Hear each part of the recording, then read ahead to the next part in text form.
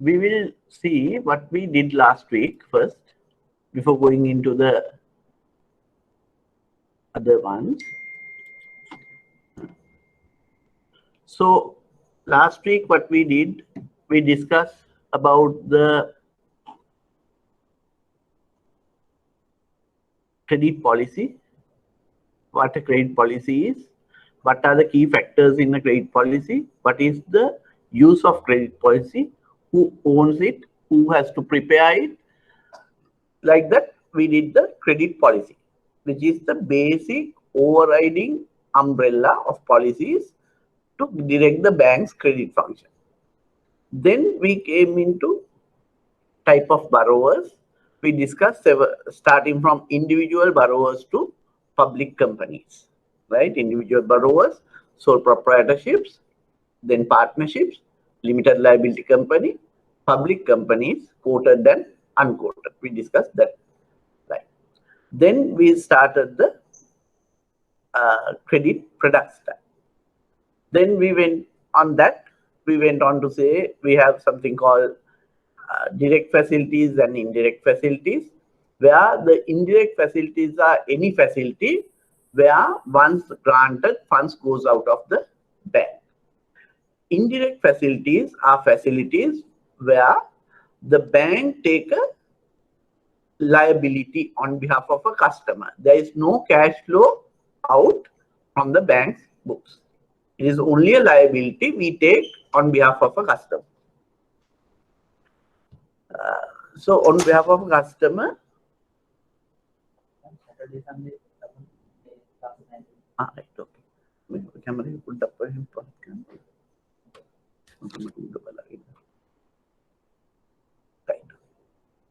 Right. So under direct facilities and indirect facilities, I told you about direct. Indirect facilities, we take a liability. If a customer defaulted only, it will come back to a direct facility. So any term loan, PODs and those things are direct facilities. Indirect facilities are bank guarantees, letter of credit, those kind of things. So we went up to that point. So today we will start from there. So we did this thing, indirect, then we went on to discuss about the POD types, then long-term, short-term, based on the securities, what we categorize the facilities, right? Then we went on to discuss the consumption lending and commercial lending. When the end use of funds does not generate money, it is a consumption lending. If the end use of money creates money back, that means profits and income, then it is a commercial lending. This is the summary we did. Then we will start the consumption lending now. As I just told, it is the consumption, like end use of money is to consume something, like to buy a vehicle, to construct a house, like that. So it will not regenerate money from the end use of funds, right? Consume loans in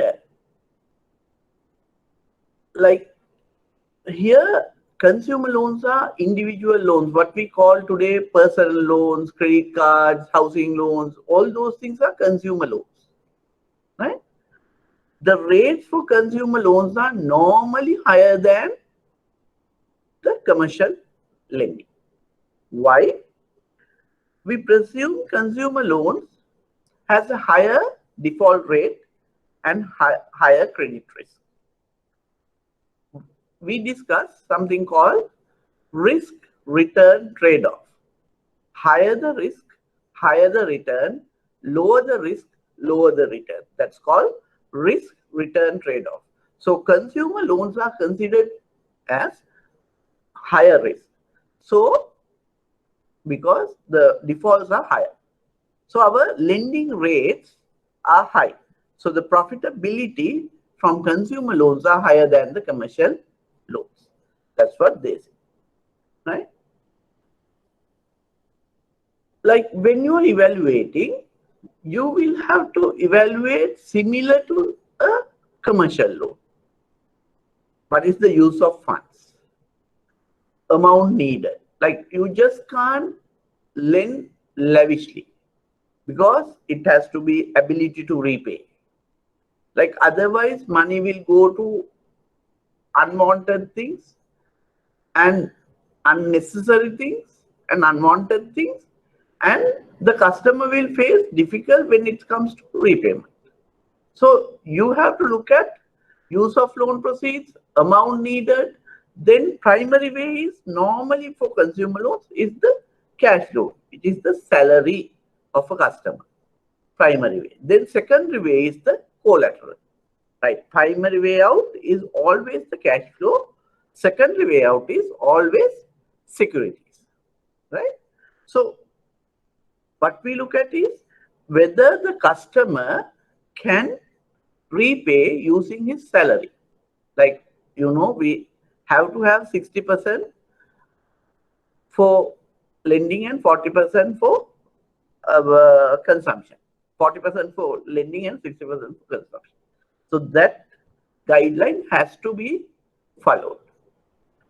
However, when you consider consumer loans, there are so many loans like revolving credits, like credit cards, housing, leasing, personal loans, all those things.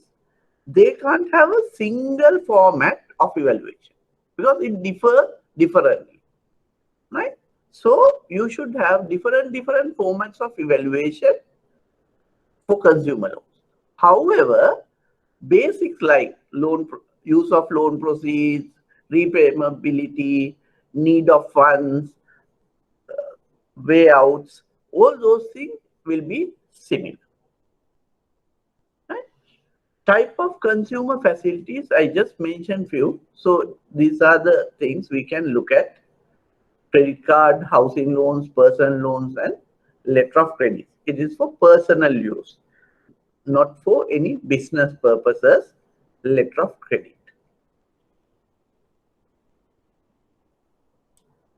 Any questions up to now? Is my pace okay, or you want me to slow down?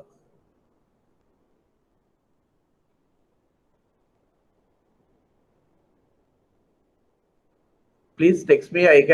I'm watching the text line as well. Understood, sir. You can go ahead.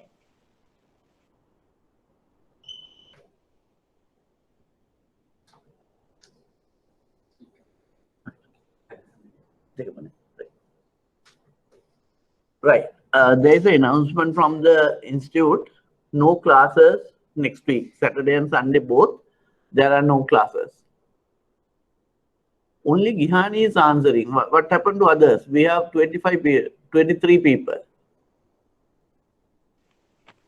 Sir, understood. You can go ahead. Okay. Got one. Right? So then we will go to products, because under today's lecture, we will be discussing several products, right?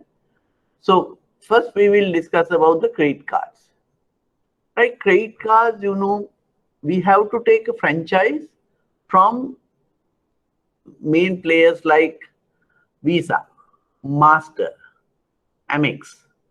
Amex is the American Express one, right? Then we have Japanese card, JBC.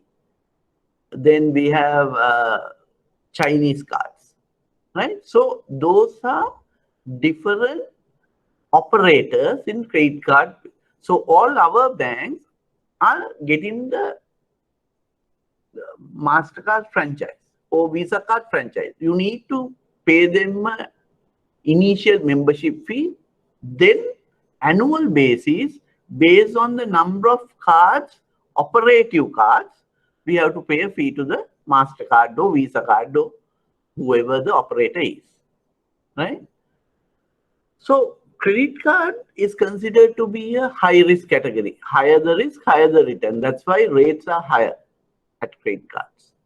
So it is the credit card, if you are on a profit culture, not the very value-based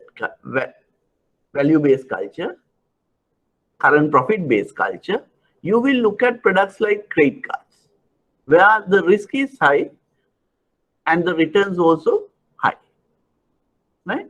When you issue a credit card, a bank, we have joining fees, annual fees, then loan outstanding we charge 24, 18 differently. Then when you use the credit card, the merchant is charged. Like you go to House of Fashion, give your credit card, then the merchant, the House of Fashion will have to pay some 3%, 2%, whatever negotiated rate to the operating banks, right? Shortly we will look at it. So bank will get part of that commission. So you have annual joining fee, you have annual fees, you have loan outstanding income, and you have merchant discounts, right? Those things. So when you give a credit card, you will get income. The bank, when I say you, it is the bank will get income from different angles. So one product, several income sources to the bank.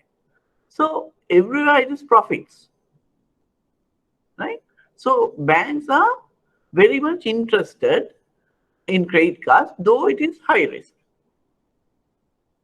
right? This is the credit card operating process. Like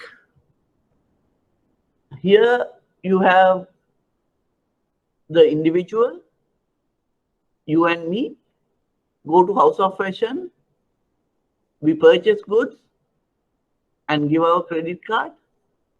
Then, okay, we'll say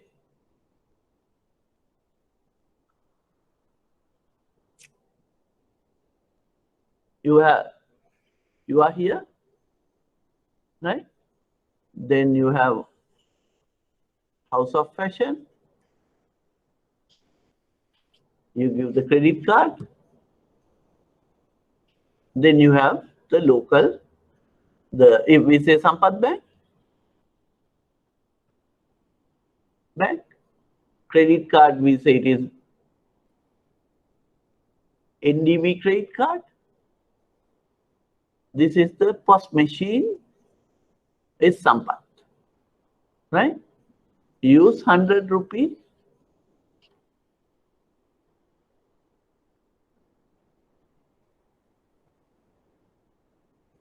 Right? So you use 100 rupees. So you will be charged 100. Then POS will go here and Sampath will return House of Fashion.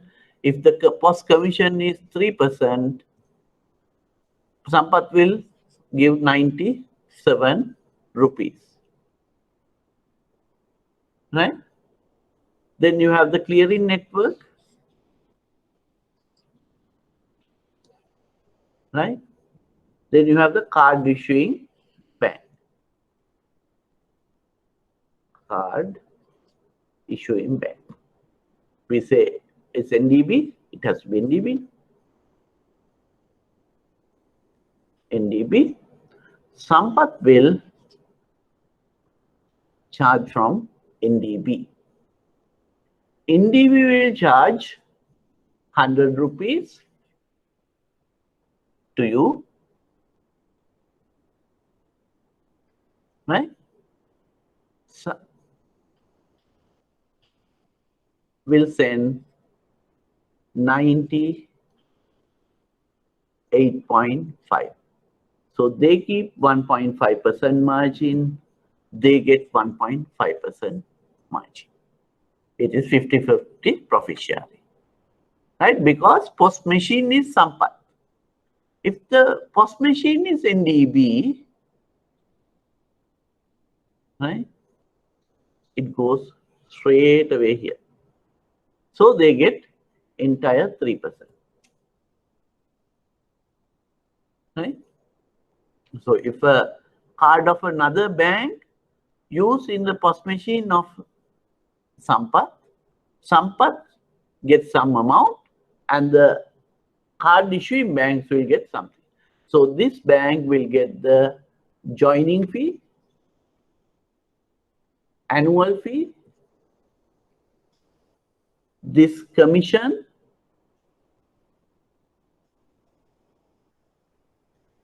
on merchandising, right? Loan outstanding interest, right? So when you are issuing a card, you get all these things. You go to House of Fashion, use your card, it is Sampat machine or any other bank machine, they will just pay. So the House of Fashion will get 93 if the post commission is 3%.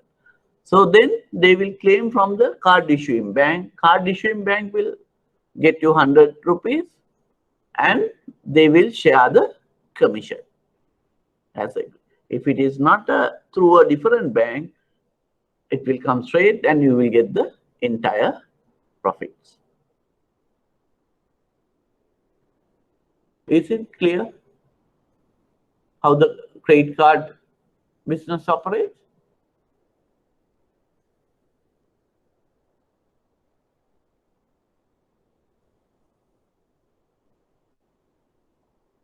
Need some answers, please.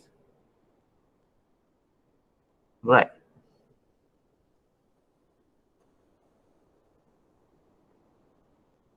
So we just finished this one. Then we have home loans. Home loans we can grant for any purpose of relating to houses, your home. It can be purchases, it can be construction, it can be modernization, fixing some ACs, whatever, right? Normally it is for longer period, longer tenure based on your retirement age, right? And it is secured by the mortgage over the property. But look at your repayment capacity through the salaries, right? So that is the home loans. Then we go to personal loans, which is the most riskier. Normally it is clean basis, but backed by salary remittance or standing order from the salary. Normally we give 3, 4, 5 years, but can go up to 7 years.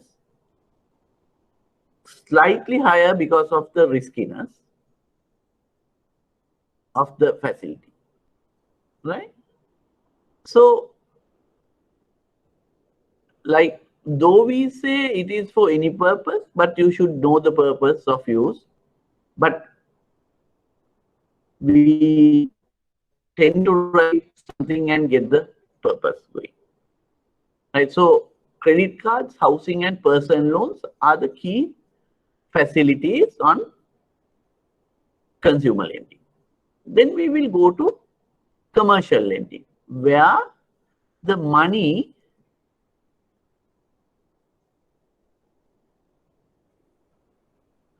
just hold on.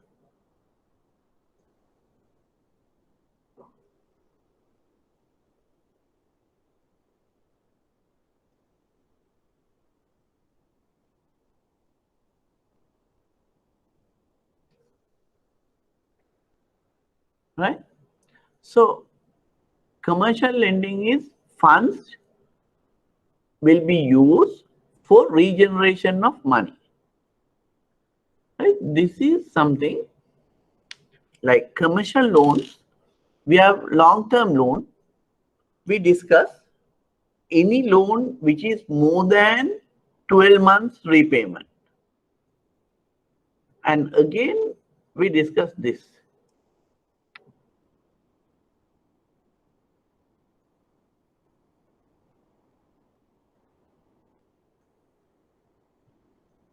We discuss on a business, you have fixed assets,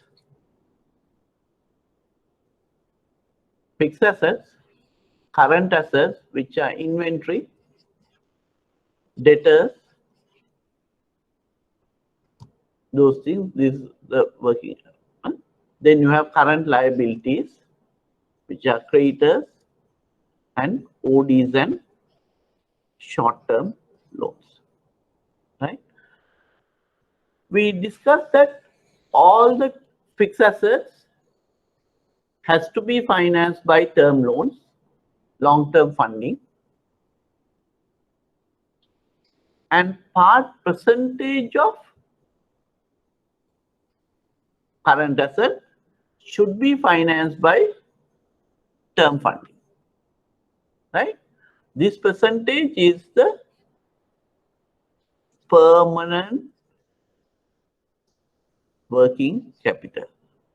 When you talk about working capital, it is permanent working capital plus variable working capital. We will learn this subsequently, right? So the balance part, if it is X, the balance X1, Y percentage has to be financed by short-term facilities. And this is how it changes. So this part, which is the long-term funding, long-term loans are used mainly to fund the fixed assets, land, building, machinery, equipment, and those things. But smaller portion to fund the working capital. So long, like if the funding is for the land, building, and that fixed assets, loan will always come with a grace period, longer tenor, right? But for purchase of land and repayment of, funding of permanent working capital, we normally don't give grace periods. Why? Because you are investing on a land since you can afford to. Why not for permanent working capital? Because daily basis you earn money. So you are not giving a grace period for property purchase, land purchase, and permanent working capital. If it is to build a factory, machinery, then you can grant a grace period considering the time period of regeneration of money, right? Then we have two things called starter loans and expansion loans. Starter loans are loans given for startups, just to start something. Expansion loans are to expand the existing businesses, right? Then this is the short-term part. Again, permanent working capital funding, we normally tend to give for 3 years, maximum 3 years.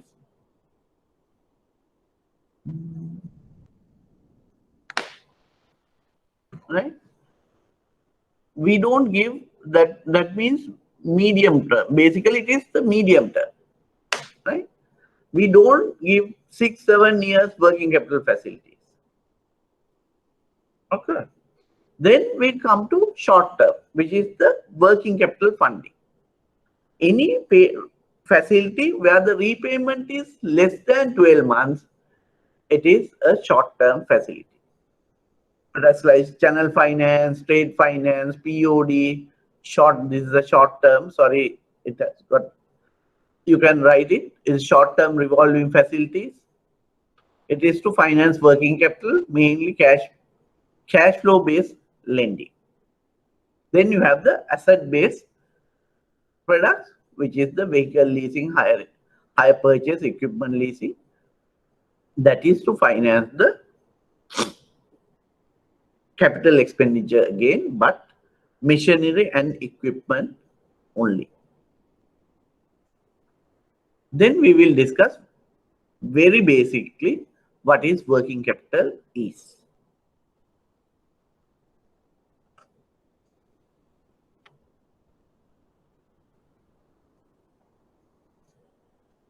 Right?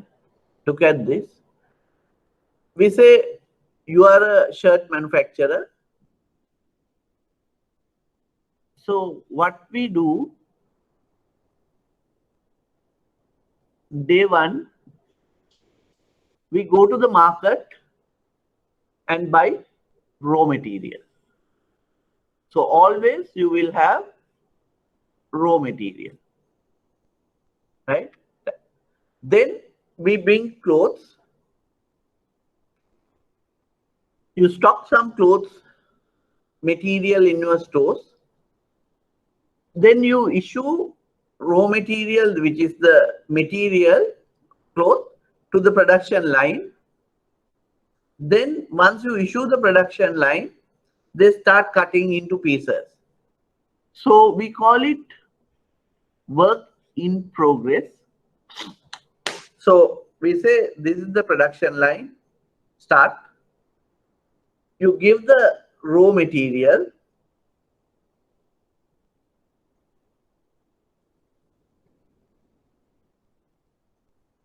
Okay, this is the raw material point. You give the cloth in. At the beginning, they will cut into pieces. Then one will sew the collar. When it goes to the next machine, this collar will be stitched to the front side. Then next machine, back side will be stitched. So gradually shirt will be built till the final full shirt finishes. So that process is called work in progress. Still production is on till the finished goods come. Then we have finished goods. You just can't sell as and when you get a finished good.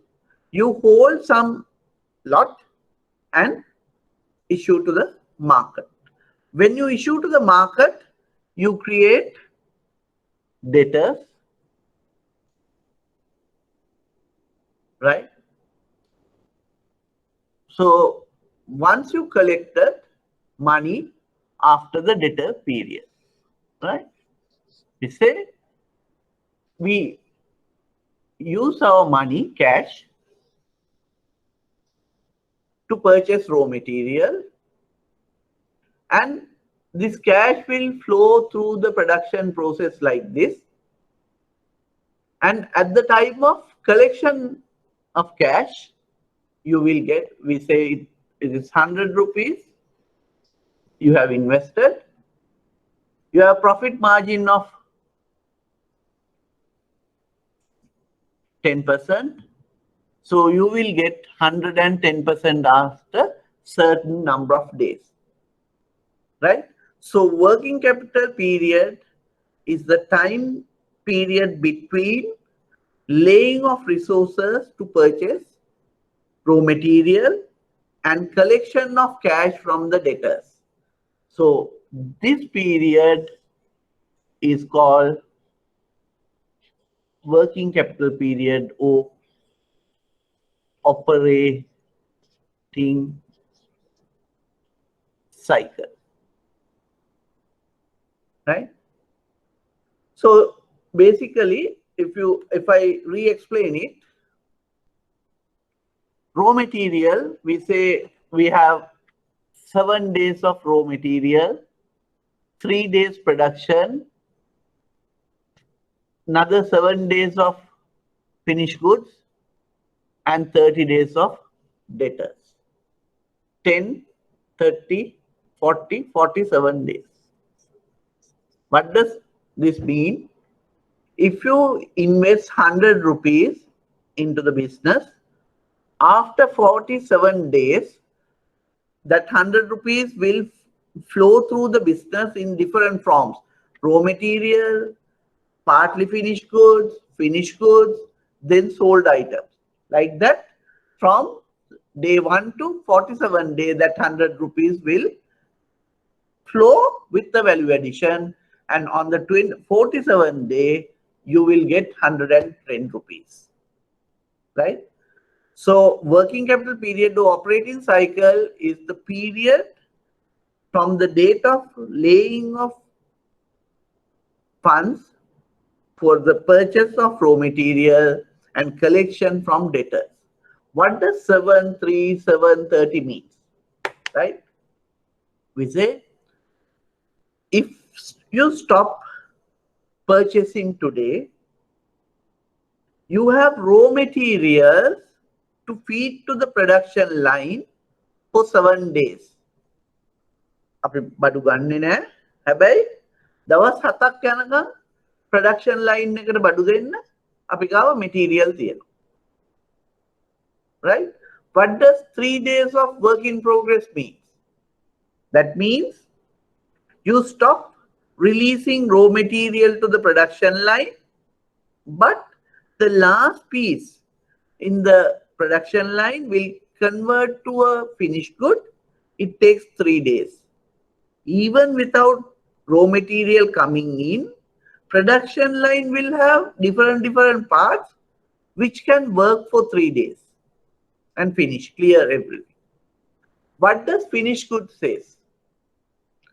If the raw material, if the finished goods are not coming into the stores, there are 7 days, there are finished goods which can feed to the market for 7 days.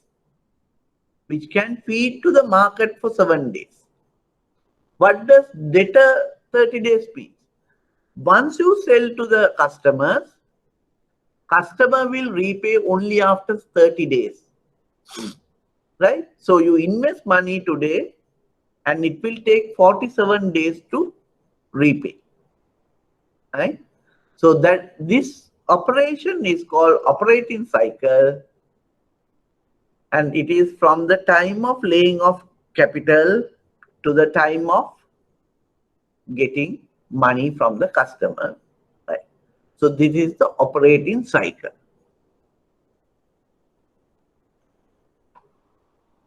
Do you have any questions here? This is a very easy topic. I will be explaining in more detail in my working capital class, but today also I want to give you some knowledge on that. I need 50% of the class to say whether it is okay or not. That means I need at least 12 people. 2. Well, this has to go into your head. Otherwise, other products and everything will be, because normally they ask about working capital.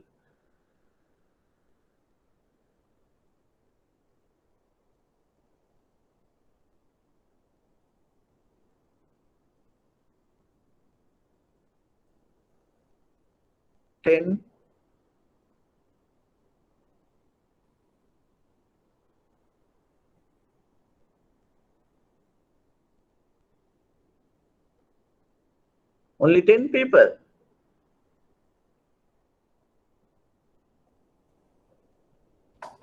Right. Right. So we go to the other part of working capital.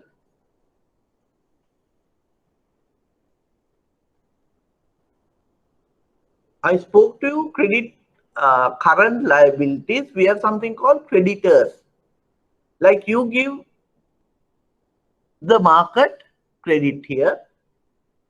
You are giving your customers credit. Similarly, without paying cash, you can take credit from the market as well. Right? You can take credit. We say you go to the market today, we will get credit from the market. We say it is 5 days credit. You bring the raw material, start production, but you don't pay. You give a post-dated check, PDC or bill to bill, whatever, we will discuss what it is later here, and we come back to the factory. After 5th day, 5 days, you have to pay the check comes in. Now you need to have money in your account. As I told you earlier, without money in your account or issuing without an arrangement to repay, issuing a check is a criminal offense, right? So 5 days you get free material. You don't need to. But you have to pay on the 5th day. Therefore, actually speaking, this is the period you have invested your cash. That means this 47 days get reduced by this amount. Okay. So 47 minus creditors period, which is 5 days. So actually speaking, you have invested only for 42 days. So this period is called cash cycle, right? That is the actual working capital period. If they have given, if in a question they have given creditors, then this is the working capital period. If they have not spoken about creditors, this is the working capital period, right? This is called cash cycle. This green part, it is called the cash cycle. From here to here, it is called the operating cycle. So working capital cash cycle is equal to operating cycle minus credit period. What is the importance of doing this calculation? Number of days.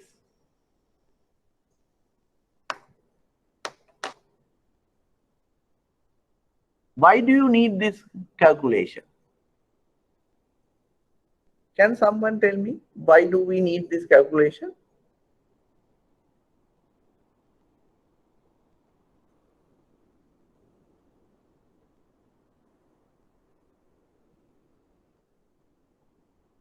I'll tell you one more thing.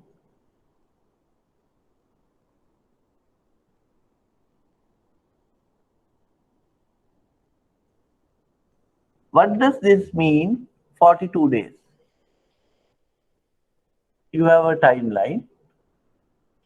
That means when you invest here, 42, 84, 126, 168, right? This is the time online. So money comes out of the system on all these days. You invest some money here. After 47 days, money will pop out of the system. Reinvest it. 87 day, it will pop out again. Reinvest. 126 day, it will re-pop up. 168 days, this is 42. 42. 42.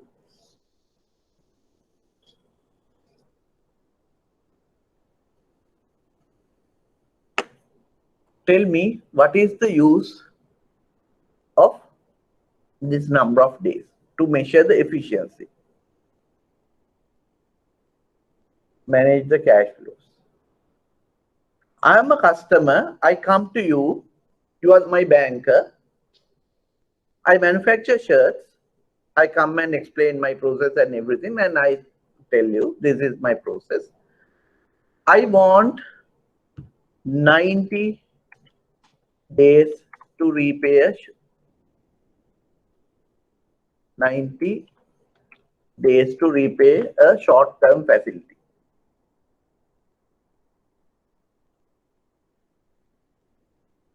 Will you give me 90 days to repay? I am asking for short-term TPOD or short-term revolving facility or something. Will you give me 90 days?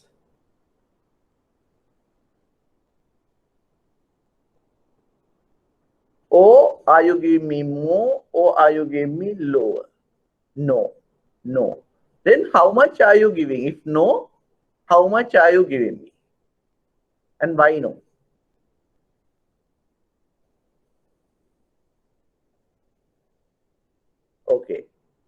less than 30 days. Okay, let's park that answer. 45 days. Right. Okay. Any more answers?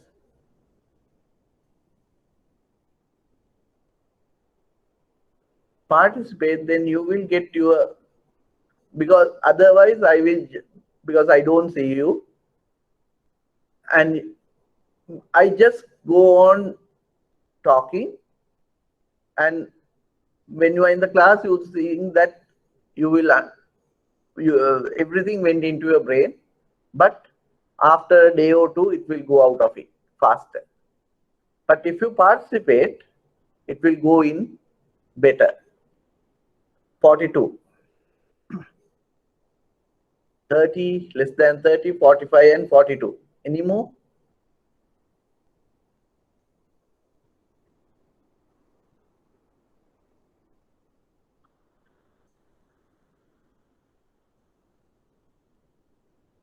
Right.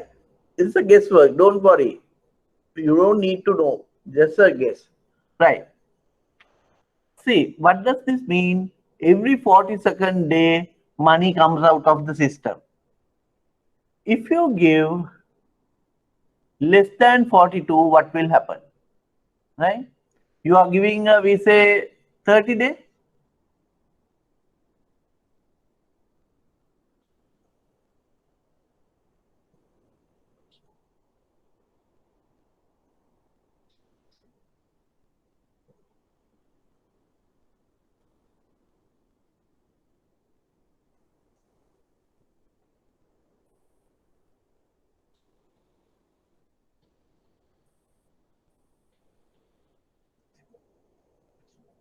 $150. See, your loan will due these days, but actual money comes after that. So this period, the customer will be in arrears because he does not have money to repay you. This period he will be in arrears. Right? This loan will be this much arrears. This loan will be this much arrears.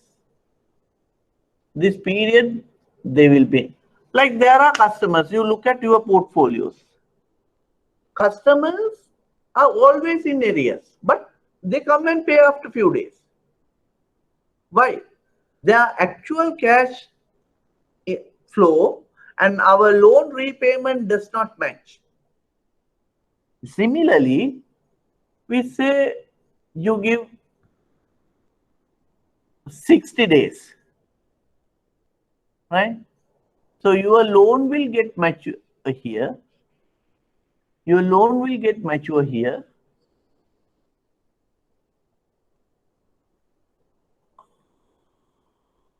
Your loan will get mature somewhere here.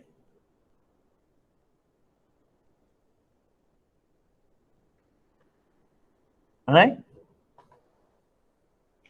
Business gets their money, but your loan is not due. So he will reinvest. Money will reinvest and it will come out here. So from here to here, it will be arrears. It will be arrears here. Right? It will be arrears here. So it is, again, cash flows are not matching. So what you should do, you calculate your 42 days, right? Add a small margin, maybe 1 or 2 days. 45 days is a good. 42 is exactly the date, but maybe 1 day, 2 days problem. So you can give a 45 or 42 or 45, that's fine. But we use this cash cycle to decide on the repayment period. of short-term facilities. Cash cycle is used to decide mainly to decide the prepayment period for short-term revolving facilities, OTODs. POD is a limit, so it does not matter. You just give a basket, they fill it and use it. Okay, you are not bothered about the cash flows. But if it is a TOD, you need to know the cash flow. If it is a short-term revolving permanent line, you are giving a limit. Every disbursement you need to settle after a specific number of days. You settle it and retake. That is a short-term revolving line. Right? We give a 10 million facility. You give 45 days for each disbursement. If the customer wants money, he can take out money for 45 days. On the 45th day, they need to settle. Again, they can retake.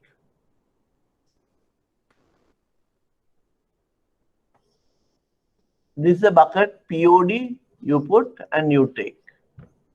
You are not bothered up to this amount. Short-term loan is a limit where you use for 45.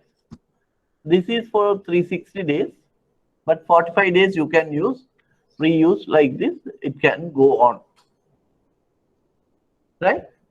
So working capital cycle is required to find the period for any short-term facility. Right? That is the main requirement. And there was another answer. Decide the amount required.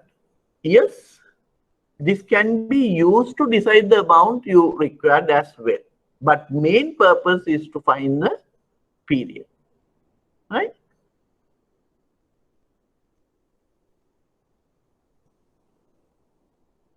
This is the basic things what I showed you. You have cash, then you go to raw material, it will go to work in progress, it will go to finished goods and account receivables. So this is the manufacturing entity. If it is a trading business, buy and sell, cash will bring finished goods. You sell the finished goods, account receivable, low debtors, you collect cash. It goes like. So when you're talking about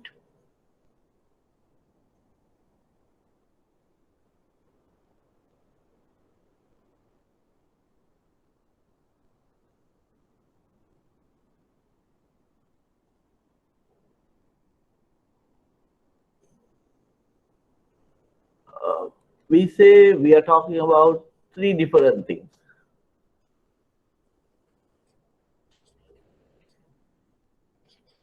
Manufacturing, trading, services.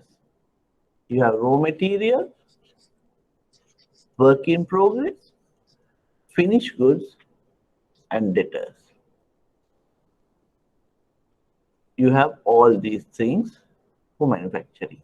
Trading, you have these two. Services, you have only this one. So if you take the working capital, manufacturing has the highest working capital. Then trading. Second. Third one is services. Right? For manufacturing, you have raw material, work in progress, finished goods, and debtors. For trading, you have only finished goods. You buy the goods and sell debtors. Services, you don't maintain any goods or anything, just the stationery and small things, but you have debtors. So the working capital requirement is highest at the manufacturing level, lowest at the service level. Trading is the second. See this chart. Right?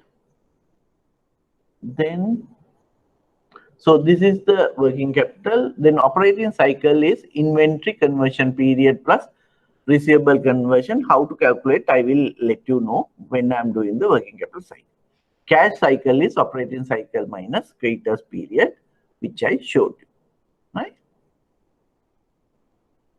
Then we will discuss this one. This is cash flow based lending or channel financing, right?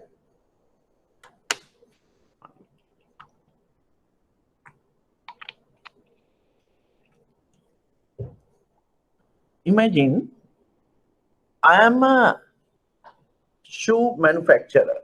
For the first part, you look at this one, this side, right? I'm a shoe manufacturer and I come to you and tells you,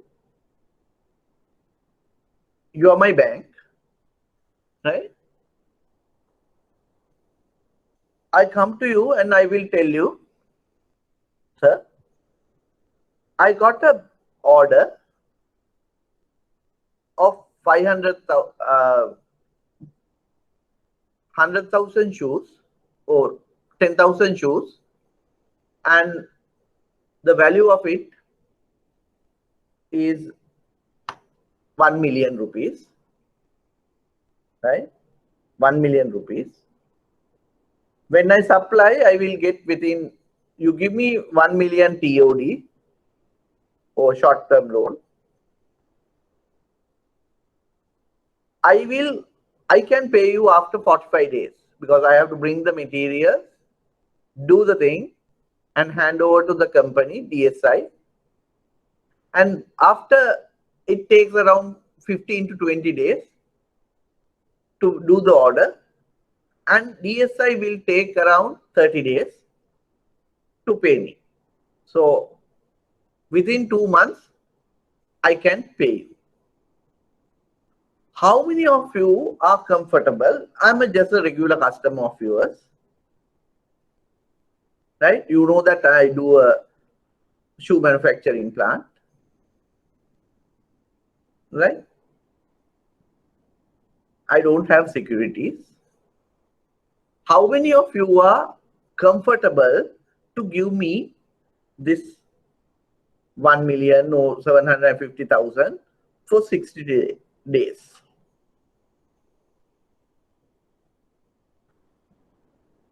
Who will give me and who will not give me? I want answers from all 20 people.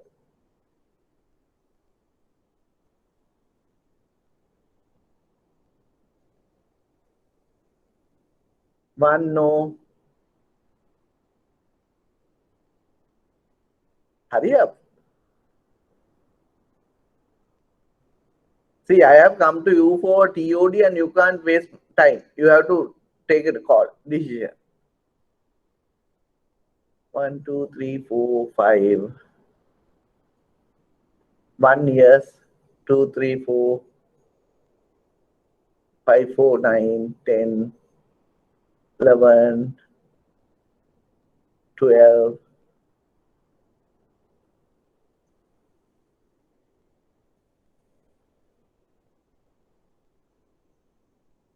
13.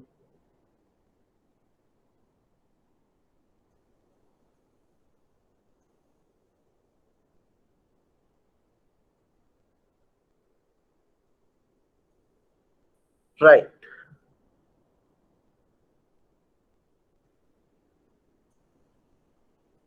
First, I will answer if he is a regular customer, yes, question. You are correct.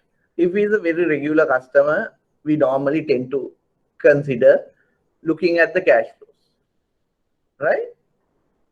But when it goes to SMEs, businesses,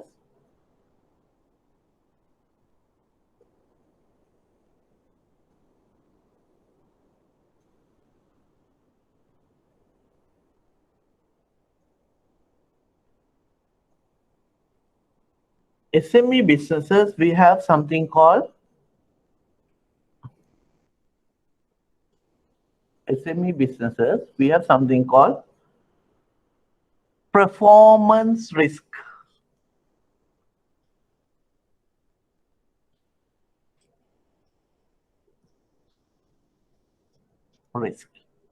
You have a SME, you have order, but you are not sure whether this person will be able to perform this, right? That means you are here, this one. You have come to ask for money. You are not sure whether this customer will pay you, will be able to finish the order and hand it over.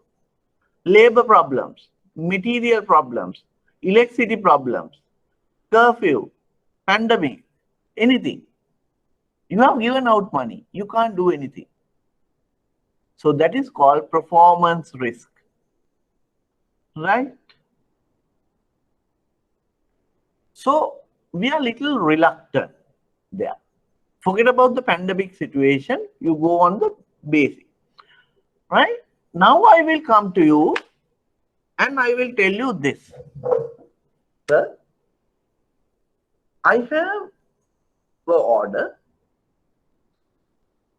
It was 1 million. I have done it.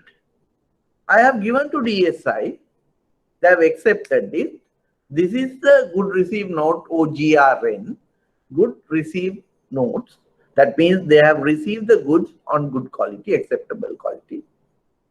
And they have agreed to pay me after 30 days. Right? And they will pay, they have agreed to send the money to my account in your bank, which is People's Bank. Right? Your bank.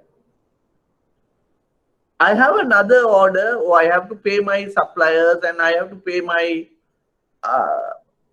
staff. Can I get 750,000? Order will be, order is for 1 million. I have given goods for 1 million. I will be getting that money after 30 days. This is the good received note, and this is the letter from DSI saying that money will be paid after 30 days to your account with People's Bank. Can I have 750,000 from you? How many of you are giving me 750, or how many of you are not giving me, or need time to think?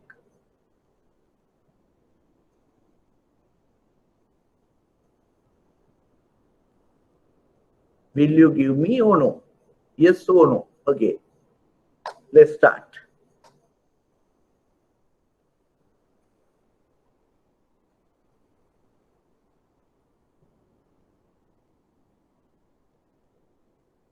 What happened? No answers. Now I come to you saying that I have finished the order. I have given it to DSI, which is a major conglomerate in the country, a corporate customer. They have received the goods, agreed to repay after 30 days. 3 years for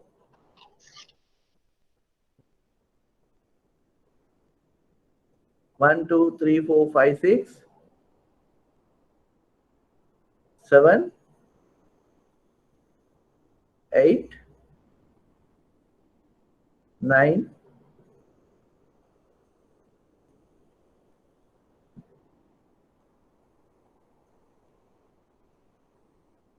10,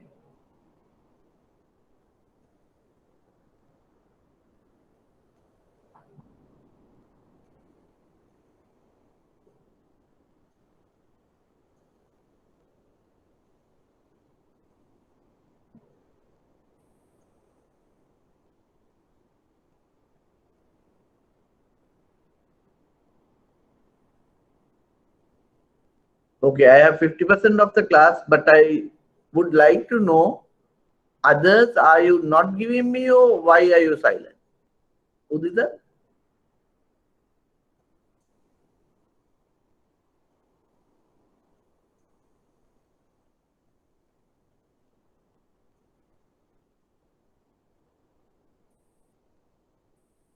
Sorry, sir. You are silent, not that you are not understood, or what?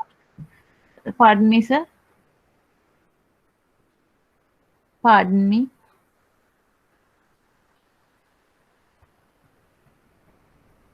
Because I don't want to leave anyone and just finish the syllabus. I want to give you knowledge, and you will find you will do the exam later, right? So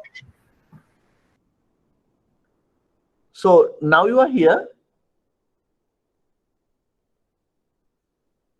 You are here now, Sir. and you have supplied the goods, and the corporate, which is the DSI, has given undertaking he will pay.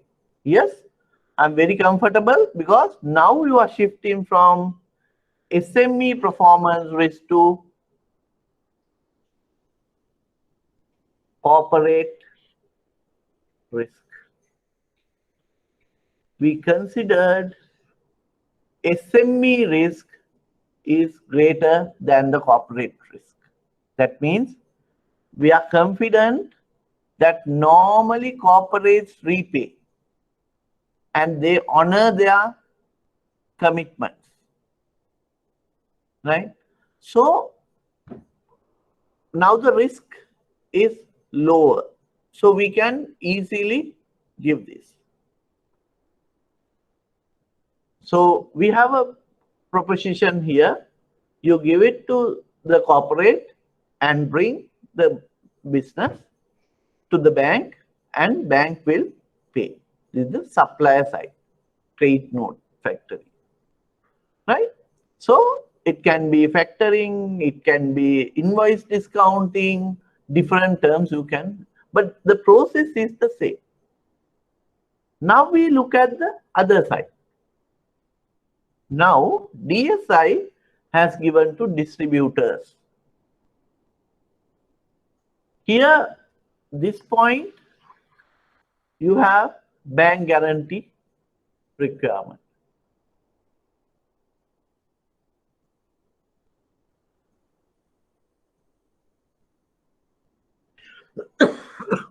DSI gives the customer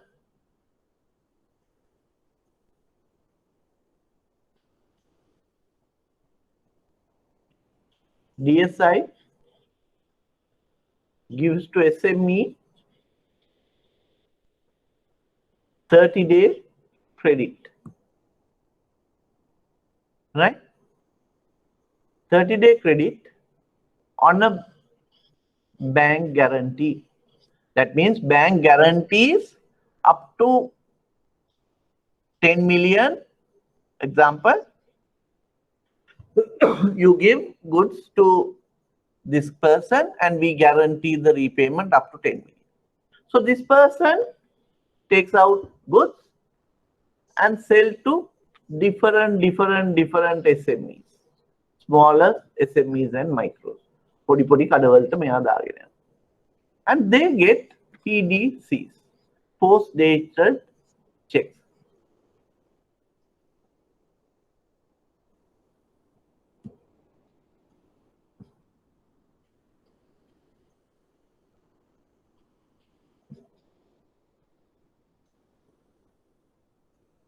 Right.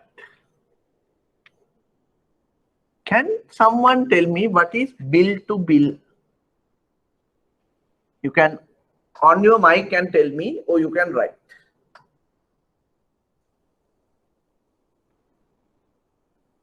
What is bill to bill?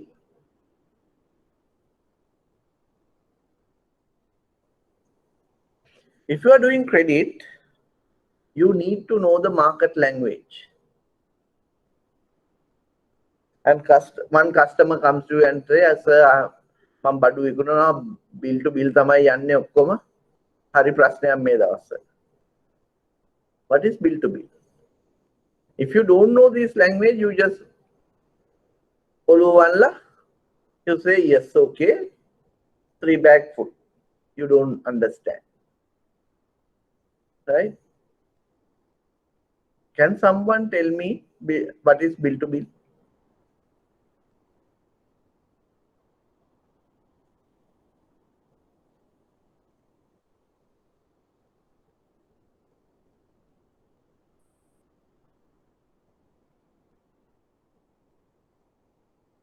Okay, bill to bill is this. I am the DSI shoe distributor.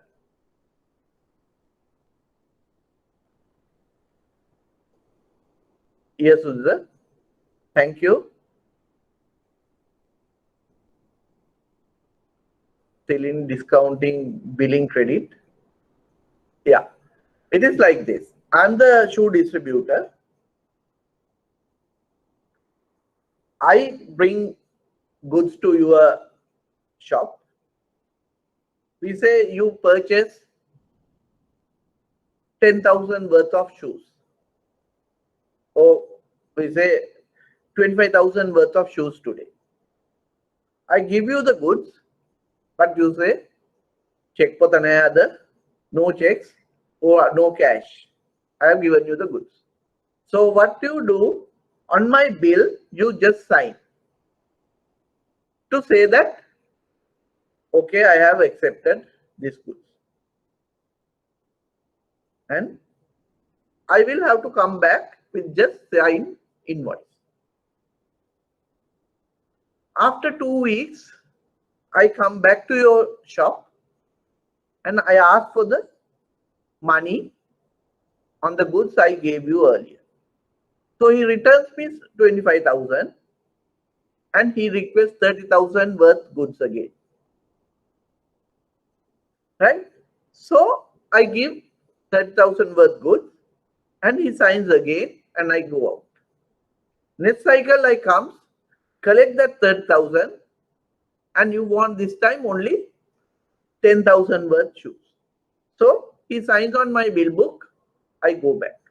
So always there is a pending one bill of payment. There is a one bill always to be paid. Just sign on the bill and I go back. There is money to be collected for one bill. If he does not pay the previous bill, I will not give him a new bill. Right? Bill to bill. Bilak kata asang kalla salli denna tu battika deno ara bile salli hambunama thamai I. There is no legal protection in this kind of trading. Right? There is no legal protection. When I go to the shop next time, if the shop is closed, I can't do anything. I can't do anything. I can't find them. I can't sue him. There is no legal proof. Right? So that is called bill to bill. Post-dated check means I come to your shop, you get the goods, give me a check, post-dated, dated in a future date. So it is a legal instrument. If something goes wrong, I can sue. Take the check, come back. Once it is realized, I am clear. So as a bank, when you have post-dated checks, you can take those checks into your hand, bank's hand. Then we capture the cash flow of the customer. Customer cash flow is what?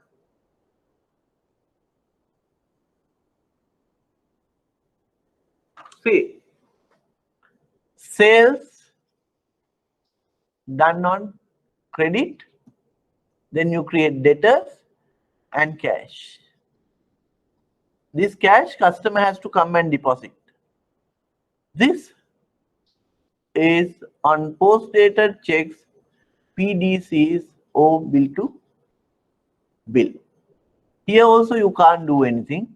Here also you can't do anything. But you can take the post-dated checks into your hand. Then cash flow is captured. Right?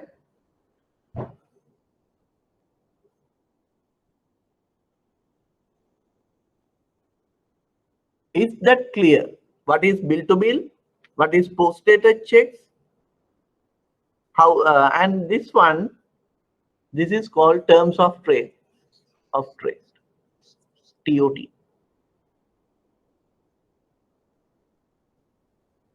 Is it clear?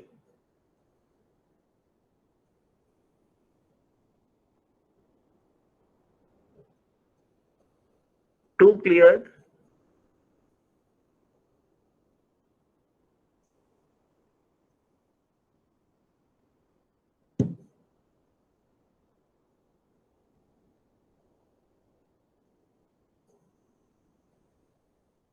Right. So that this is the cash flow process we are talking about, right? I will slightly explain this TOT again and go, right? It is like this.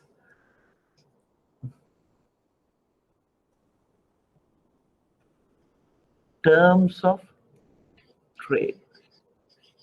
If you are a credit officer, you should know this, because this is the first question you ask from a customer. How do you sell, sir? Sales, right? How much on credit? How much? What is the percentage of sales on credit? What is the percentage of sales on cash?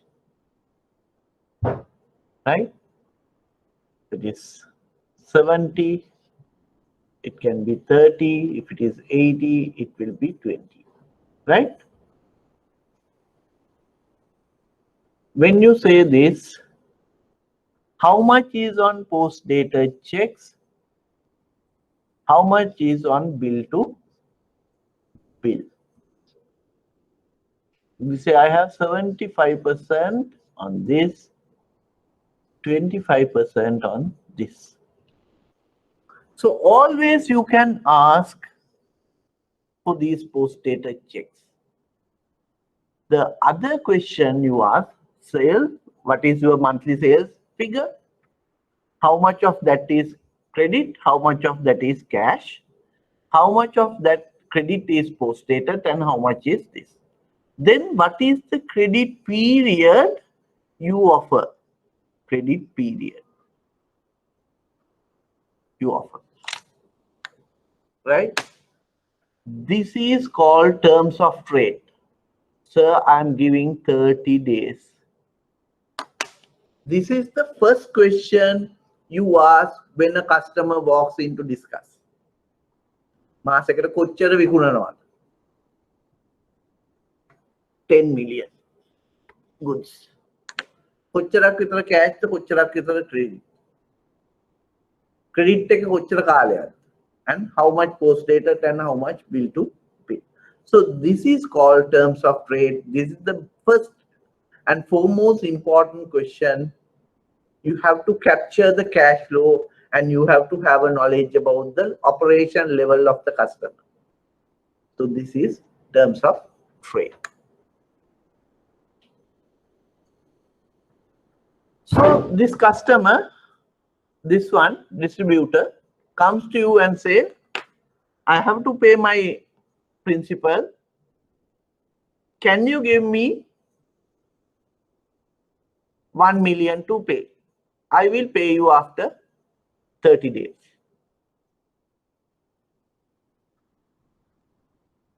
Take that as one.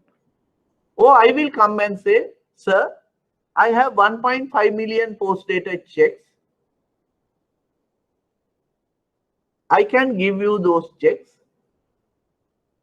all realized within 30 days. Can I get 1 million to be repaid in 1 month? That is 2. How many of you are for 1? How many of you are for 2? Malki, what is TOT? Terms of trade. It's clear? Terms of trade.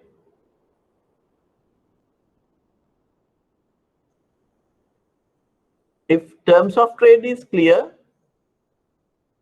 I gave you 2 scenarios, 1 and 2. 1,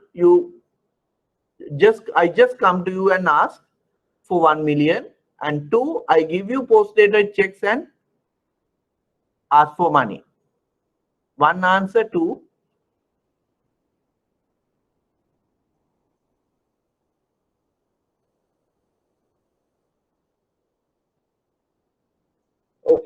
all are for 2 because you capture the cash flow. You know how much it's coming and how much and when it will come. In this kind of a scenario, what you should look at is what is my check return percentage. In the past, how much of these checks get returned? We say it is 2%, 3%, 5%, 10%. If then based on that, you decide how much to give. That is called check discounting. Right? So this part is the distributor part. This part is the supplier part. Then we will go on to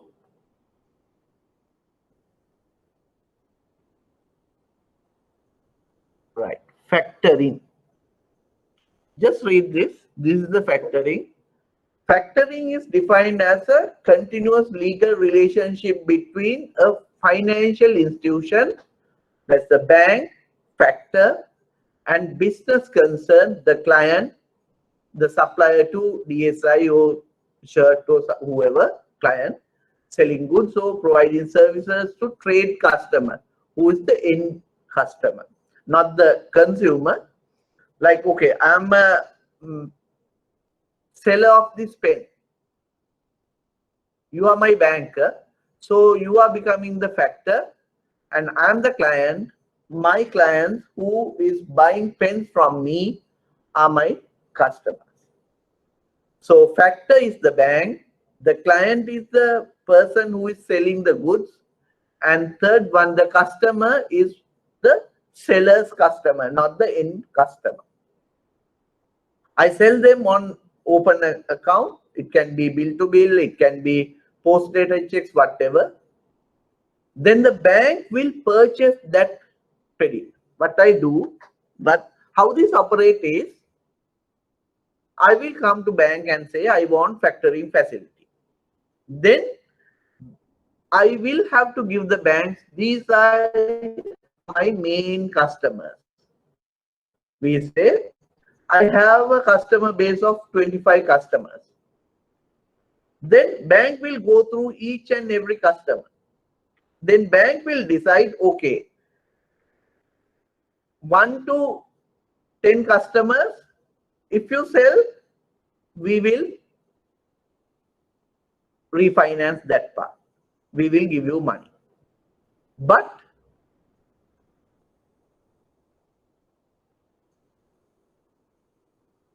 please tell me, can you see the board here?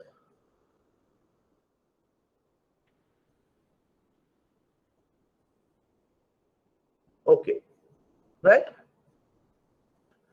So I have customers 1, 2, 3, 4, like that. I have 15, 25 customers, right? A, B, BC, CB, DC, like that. We have customers, right? So fact, I will have to show all the customers. Then bank will, the factor will decide, okay, these 4 customers, if you sell, we will give you money, right? But for this customer, only up to 500,000. For this customer, it is only up to 350,000. This customer 250. This customer may be 200,000. You can sell up to this amount. We will pay you back, right?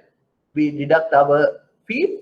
Okay, I go and I will pay the you 400,000 worth goods to this customer for 30 days credit, right?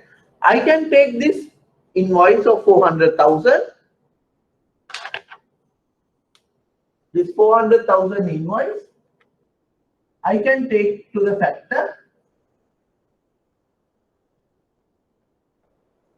They will pay me 400,000 minus factoring charges, interest and all other charges, they will pay me back. So for me, who is the pen seller, right? I have a confidence, okay, if I sell up to 500,000, I will get my money immediately, right? Subsequently, the factor will collect money from my customer, who is A, right? This factoring can be with recourse. That means if A does not pay, I have to pay. It is with recourse. If A does not pay, factor will look after it.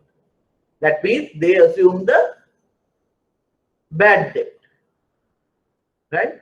So basically, factor give you sales accounting facility.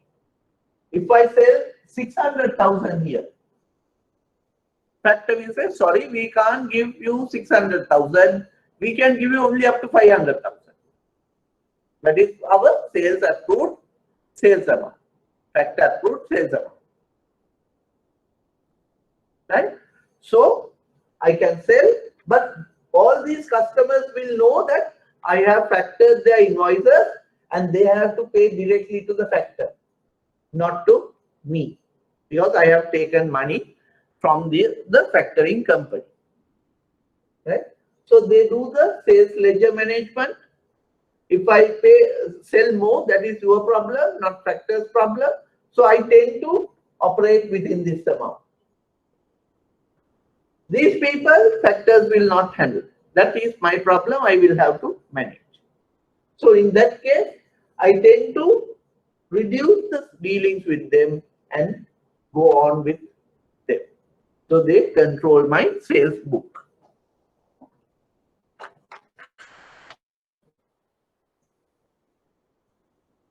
So this is the wording and definition on that. It is the outright purchase of credit approved accounts, receivables with the factor assume the bad debt. If it is without recourse, factor assume the bad debt. They will go and collect somehow. It is not a problem of mine. Factor provides sales accounting services, use of finance and protection against bad debt. Normally it is factoring is without recourse. Factoring is a process of inverse discounting by which a capital market agency, which is the factor, purchases all trade debtors and offers resources against them. Right? Is the factoring clear?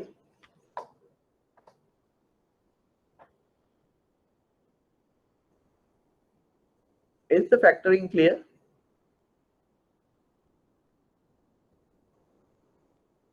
One year.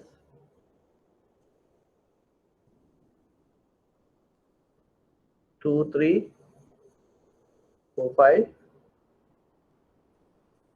and 8, 9. If not, tell me, I can repeat. Repeating is not a question. We have time, right? But idling is not good. Explain only important things. Please explain only important things.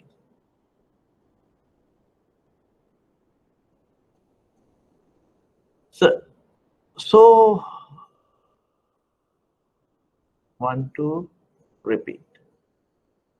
Right. Some of you won't repeat.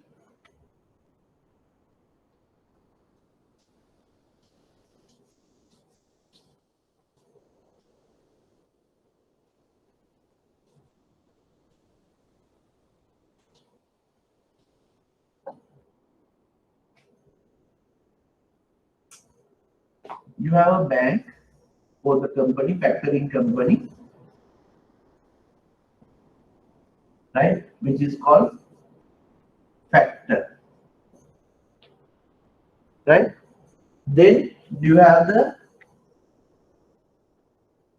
pen seller, right, who is the client.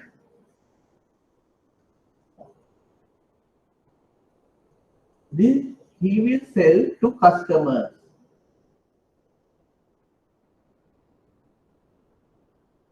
A, B, C. Right?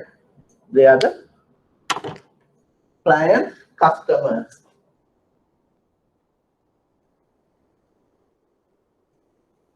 Right? This client comes to the factoring company and say, I am selling to these customers. 1, 2, 3, 4, like that, customers. A, B, C, D, like that. So factoring company will evaluate all of them and say, okay, we are good with this customer, this customer, this customer, this customer. And this 5 customers, we are okay out of 15 customers. You can sell it to these customers and let us know, give us the proof. We will give you money upfront. This customer up to 500,000 limit. This customer up to 400,000. This customer 300. This customer 100. Right? So this customer, like, then I'm the pen seller. I know that if I sell up to 500,000 to customer A, I can take money immediately. Now I go to this customer and give him 200,000 worth goods. This invoice I will bring to the factor. Factor gives me back 200,000 minus factoring charges and interest and everything. Say I will get 185,000. Right? After 30 days, this invoice is for 30 days. After 30 days, factor will directly contact A and collect that 200,000. If they can't collect, that is factor's problem if it is without recourse to this person. Assume bad debt. So that is the process of factoring. Factoring company is there. They will, once the client sells to a customer, if it is approved customer, factor will give money directly to pen seller, the client. And on the due date, factor will collect from A. A is not paying him, A is paying factor. So A will know that his bill has been, invoice has been factored. Right? So this is the factoring. Is it clear now?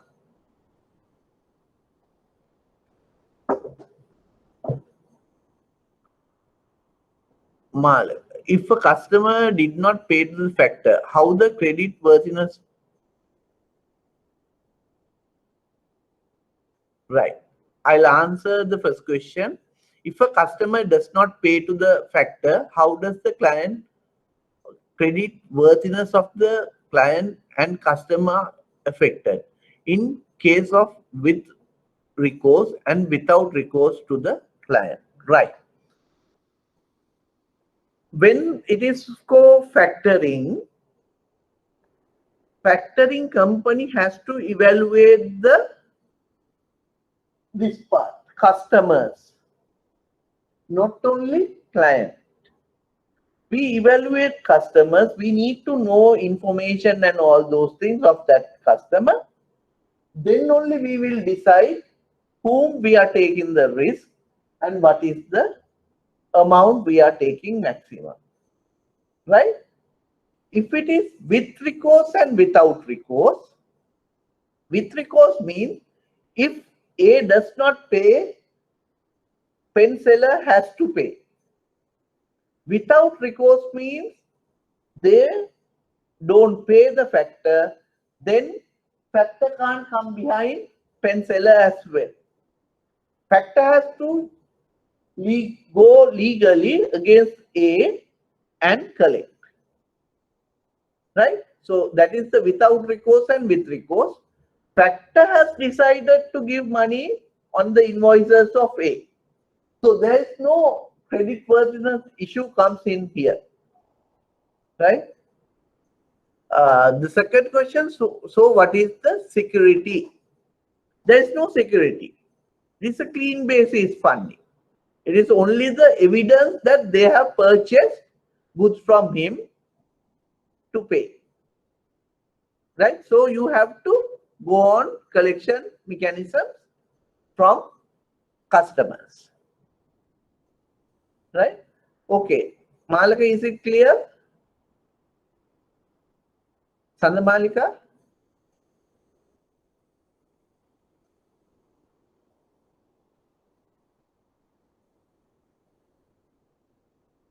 Sandha Malika, are you clear or you want more explanation? Yes, they become a party to the transaction because they know that they are, yes, because this is the factoring agreement we have. We have to get all those things signed.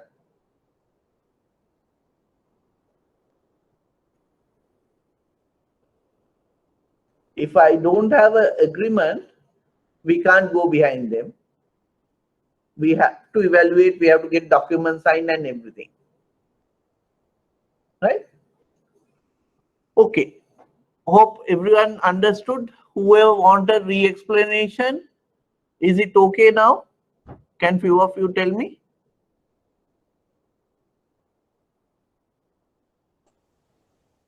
Okay. So then we will go to invoice discounting. It is similar to factoring, but there the factoring company or the bank does not have any dealings with the customer. It is only between the bank and the client, right? Bank and the client, not the customer. So client sells, they give the copy documents to the bank, and bank based on that gives money, right? There is no relationship between the bank and the customer. So the customer, not the client, customer will not know that the client has discounted their bills. So payment of money is from customer to client. In turn, client pays the bank. Right? There is no relationship between the bank and the customer. So it is invoice discounting.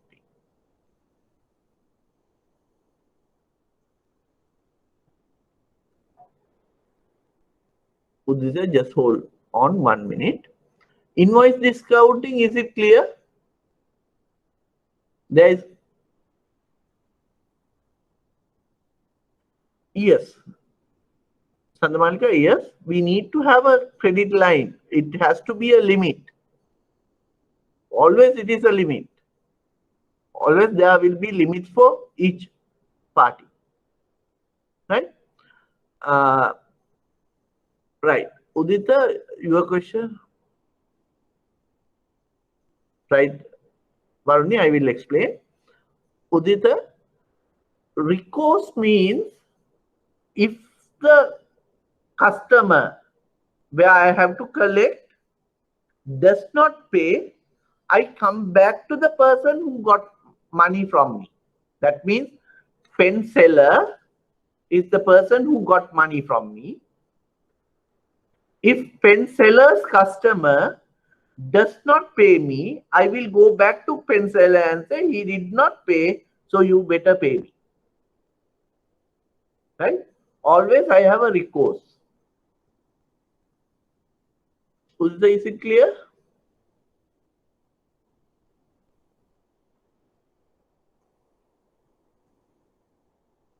Udita? Right. Varuni, invoice discounting is the same process as factoring. The difference is there is no legal relationship between the factor, the bank, and the customer. The dealing is only between these two, right? Bank and the pen seller, right? They sell to these customers and bring the invoice to the bank, and then banks give money, discounted amount, maybe 75%, maybe 80%, whatever, to pen seller. Then these customers will pay to seller. Once they receive the money, we will clear our dues. We say it is 100,000 here. You have an invoice of 100,000. We give 75,000. Right? Once they receive 100,000, we take out this plus interest, and balance part we give to the pen seller. Right? If he does not pay, I can't go behind them. I can tell this guy, the pen seller, saying that he has not paid, so you have to pay. Our dealing is only with them. So these people will not know that their invoices have been discounted.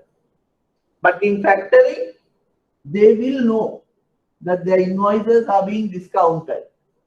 They have to pay to the factor directly. If they don't pay, factor will go behind them to collect.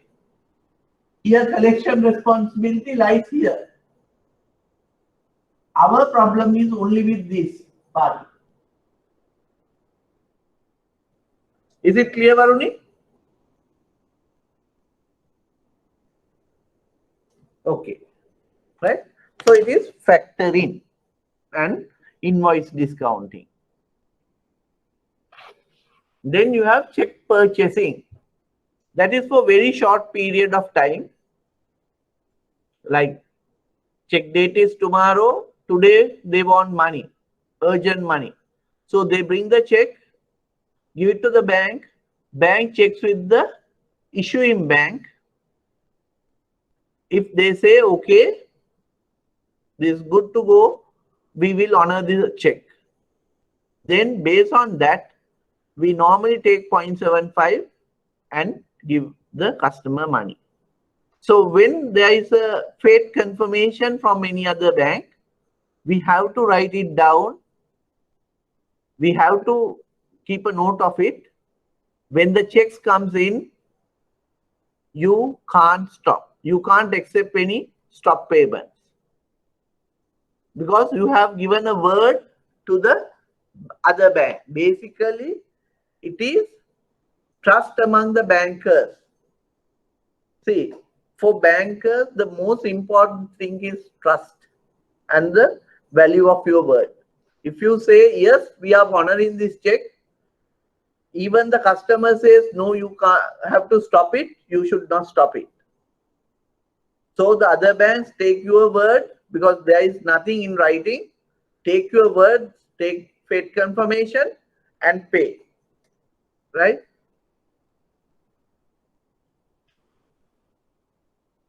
Fate confirmation is given only when the cash is there in the bank or an arrangement is there to pay. Right?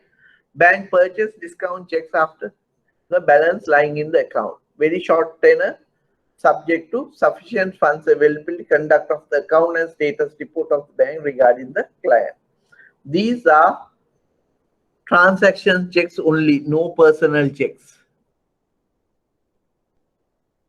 Right? Again, post-dated checks, it is similar to the invoices. Instead of invoices, now you have the check. So you give it to the bank and banks pay a part of it. I showed you the suppliers, buyers of the distributor gives post-dated checks.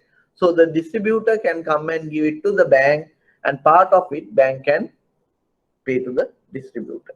So that is called post-dated check purchasing. This is check purchasing, which is for very short period, just a day or two maximum.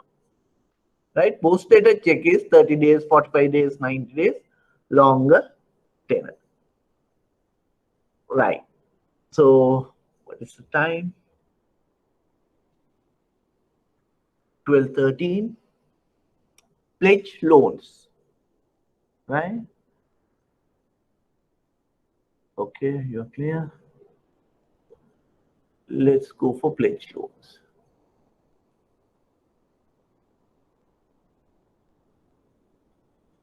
Pledge loans, we have a bank,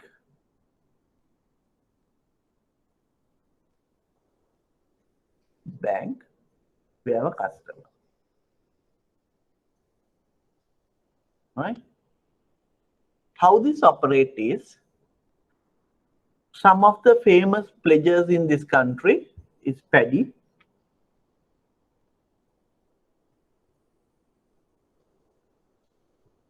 Baker. Right? How it operates, you have the bank, you have the customer. Right? So we say it is Paddy. Right? We give money to buy Paddy. Basically, he selects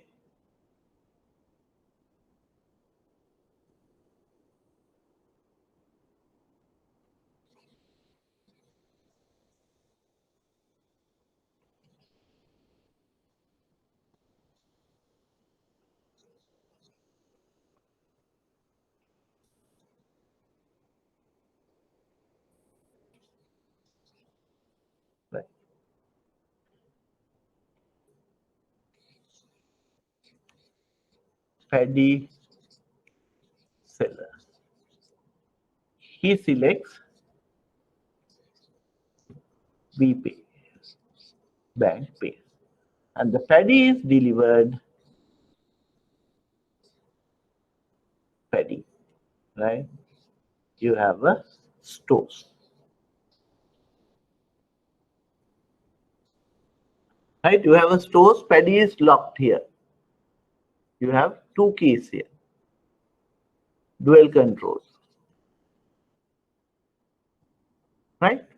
So bank give money to buy Paddy. Paddy will be stocked in a stores, which is dual controlled by the bank and customer. So Paddy is inside. Now customer has an order to sell Paddy. Right?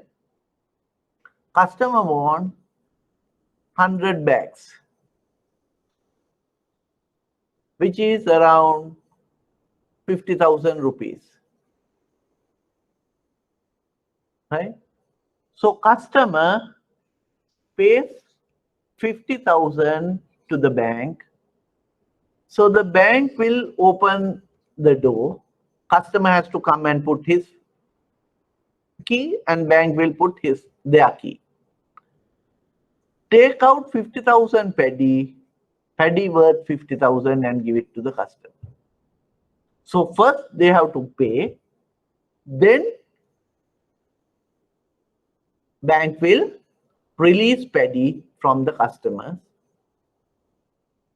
from the warehouse to the customer. Right? So this Paddy is owned by the customer. Ownership, customer, possession, bank. Ownership, customer. This is customer's Paddy, but we hold it. Possession is bank. If the customer does not pay, bank can sell it to someone else and collect money. Right? This is called pledge. Customer is pledging their goods for money. So we have something called pledge is the bailment of goods as security for payment of debt or performance of a promise. Bailer or pledger is the customer or the borrower. Bailer, this is the bailer or pledger. Bailee is the bank. Bailee or pledge is the bank. Bank holds the goods. Ownership, borrower. Possession, bank. Right? This is paddy is under the control of the bank, but actually owned by the customer. So you have to sign all documents to keep this process legal. If the customer don't take out this paddy after some time, bank don't need to go to courts. You can take out the goods and sell, right? Because bank has invested money there. So goods will be released only upon payment. Without the payment, pending payments, you should never release goods. Right. Is pledge clear?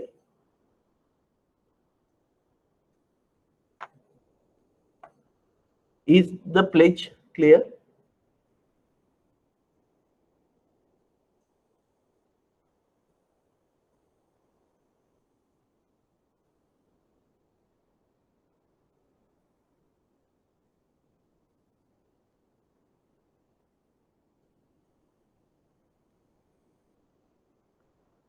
Okay, any no's? I just don't want yes, yes, yes everywhere. If I'm not clear, please let me know. I will re-explain.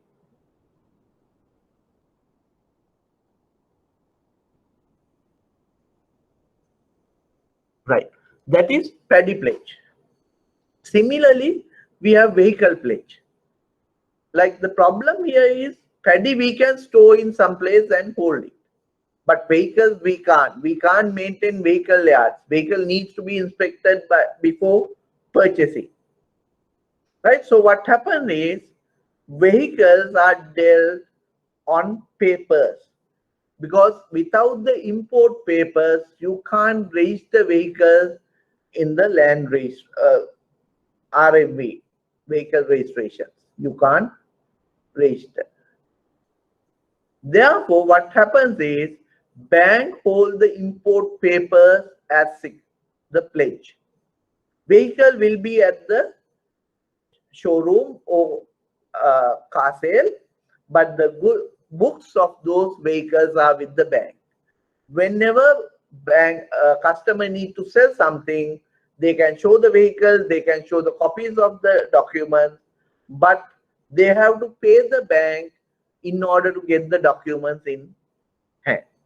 So it has to be a cash, pay order or delivery order from some finance company.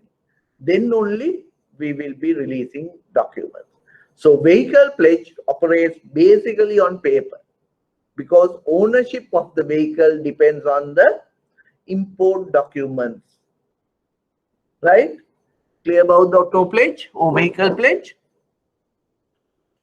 Sandamalika, is the term determined according to the nature of the goods on pledge loan? Yes, definitely, because you can't have 1 year, 2 year, 3 year pledges, right? Because paddy, every season you get paddy, so it has to be less than 6 months pledge. Vehicles, if a vehicle is holding with us for more than 3 to 4 months, then their cost will go high because you have to pay interest. So because we are just selling money. So if you can't sell a vehicle within 3 to 4 months, where the profitability of that vehicle comes down. So pledge is a limit given for a customer, but each disbursement they will have to settle us before a particular time. Paddy 6 months, vehicle 3, 4, 5 months, not more than that. Am I clear? Okay. Let's see what do we have next. Pledge, hypothecation loan. It is similar to, it is not similar, it is also financing working capital. They are like a pledge. We don't take the goods for ourselves. Possession is not with us. Ownership also with the customer, possession also with the customer. We give money to buy paddy, and paddy will be with customer. So ownership customer and possession customer. But under the hypothecation agreement documents, customer has pledged those goods. Possession of the borrower and the equitably charged to the lender. Like goods are with the customer, ownership is with the customer, but as he signs the hypothecation loan agreement, those goods are pledged to the bank, right, based on the documents, right? If the customer does not pay, the bank can ask the customer to return the goods. Then in that case, customer is liable to return. I don't need to go to courts and say he is not returning. You have to return, right? So we can sell it out. That is hypothecation loan. Possession also given to the customer, but equitably charged. This basically pledged to the bank, but you can have it. But if you don't pay us on due date, I can recall the goods. You have to obey that. That is hypothecation. The goods remain in the possession of the borrower and are equitably charged to the lender under documents signed by the borrower. He, however, binds himself under the hypothecation agreement to give possession of the goods to the lender when called upon to do so. If we return, that's good, we can sell it. Similar to pledge, you can open the pledge and sell after the due date. Right? Okay. How about the hypothecation?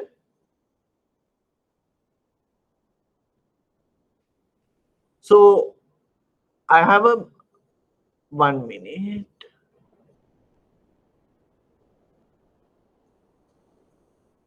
Hypothecation loans, you can have anything, any imported goods, paddy, anything you can. Like we give money to buy. These type of loans currently we don't do, right? Because these are very cumbersome. Documentation and those things are very difficult. So banks, very good products, but current days the banks does not use those products, right? So even paddy you can do. You can have the paddy stocks, but you can have it to the customer, right? Possession is customer.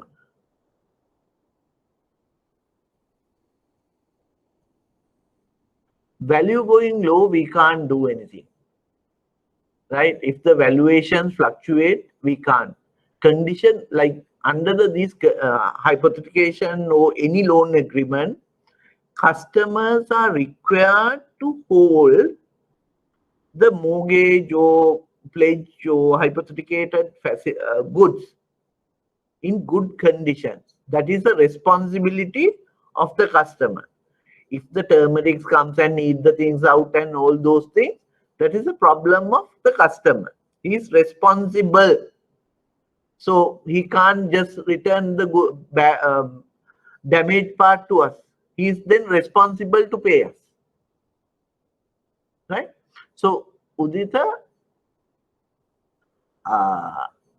example is any good can be used, can be given on hypothecation. Right? Possession also good. It is not like a mortgage. When we ask, they have to return. Mortgages, we have to go prove and get it. Right? Okay, you are okay? Sandamali, Lika, you are okay? Yeah, right? So any asset which is mortgage or hypothecated or pledge, customer is responsible for the quality of that, right?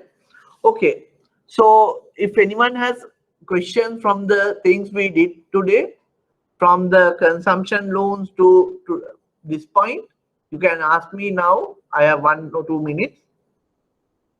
If no questions, I will stop here because I am going to start the trade transaction. It is a little lengthier discussion, so I will do it next week.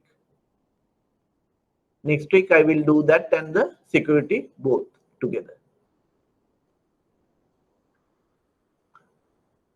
If nothing, thank you.